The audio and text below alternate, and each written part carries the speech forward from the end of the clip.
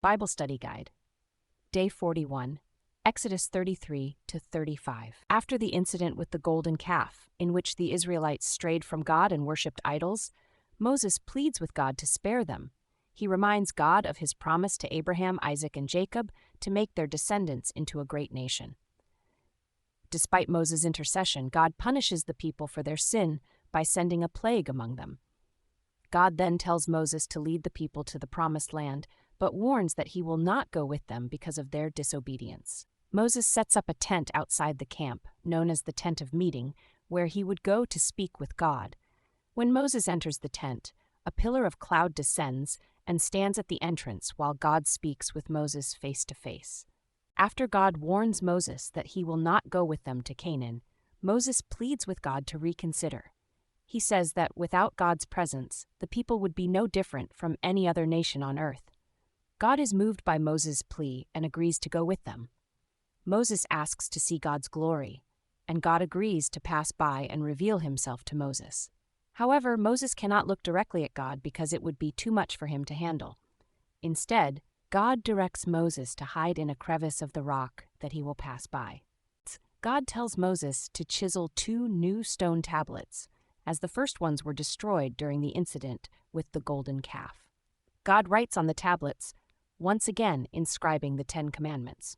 God reaffirms his covenant with the Israelites, promising to do wonders among them and drive out their enemies as they enter Canaan.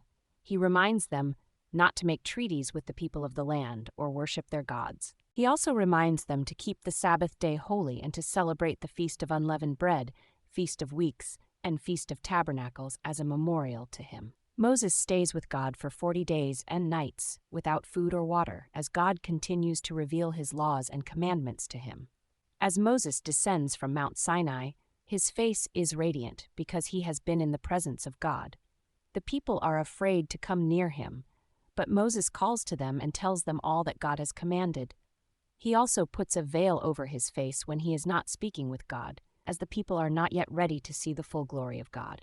God again commands the people to observe the Sabbath day as a holy day of rest. He instructs them not to light a fire or do any work on that day, as it is a sign of their covenant with him. Moses reminds the people of God's command to make offerings and contributions for the construction of the tabernacle. The people are filled with joy and bring an abundance of materials such as gold, silver, bronze, precious stones, and fabrics. The skilled women of the community contribute their talents by spinning and weaving fine fabrics for the tabernacle. The leaders bring onyx stones, valuable spices, and oils for the anointing oil and incense. God chooses Bezalel and Oholiab, 2 skilled craftsmen, to oversee the construction of the tabernacle. He fills them with his spirit and gives them wisdom, understanding, and knowledge in all kinds of crafts. Thanks for watching. If you enjoyed this video, please don't forget to like, comment, and subscribe to help us spread the word. God bless you.